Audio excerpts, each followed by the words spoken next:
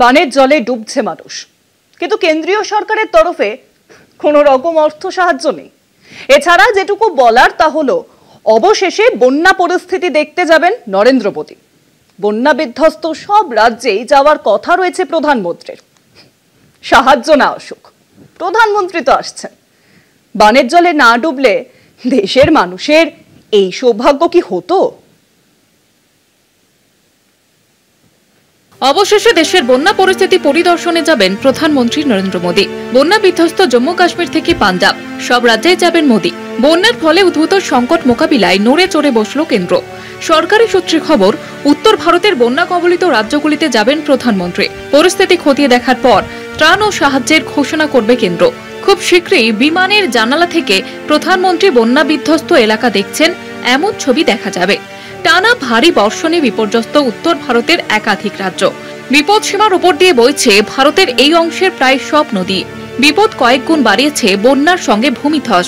অবিরাম বৃষ্টিপাতের জেরে জম্মু কাশ্মীর, হিমাচল প্রদেশ, পাঞ্জাব ও উত্তরাখণ্ডে বন্যা এবং ভূমিধসের ঘটনা ঘটেছে।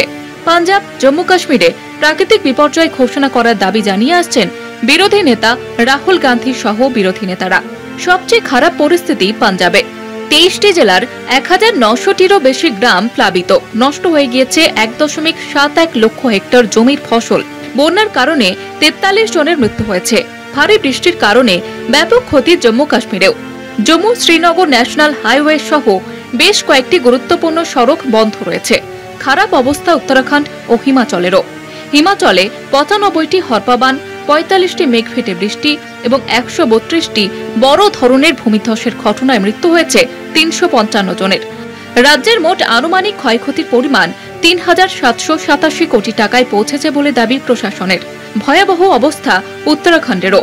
গত 1 এপ্রিল থেকে 31 অগস্টের মধ্যে দুর্যোগের কারণে 79 জন মারা গিয়েছে, নিখোঁজ 90 জন।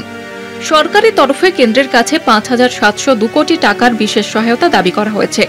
কেন্দ্র এখনো কোনো রাজ্যেরই দাবি অনুযায়ী বিশেষ আর্থিক সাহায্য মঞ্জুর করেনি। তার মাঝে প্রধানমন্ত্রী নরেন্দ্র মোদীর সফরের কথা ঘোষণা করা হলো। বিপর্যস্ত উত্তর ভারতের রাজ্যগুলি এখন প্রধানমন্ত্রীর সফরের দিকে তাকিয়ে। কলকাতা টিভি।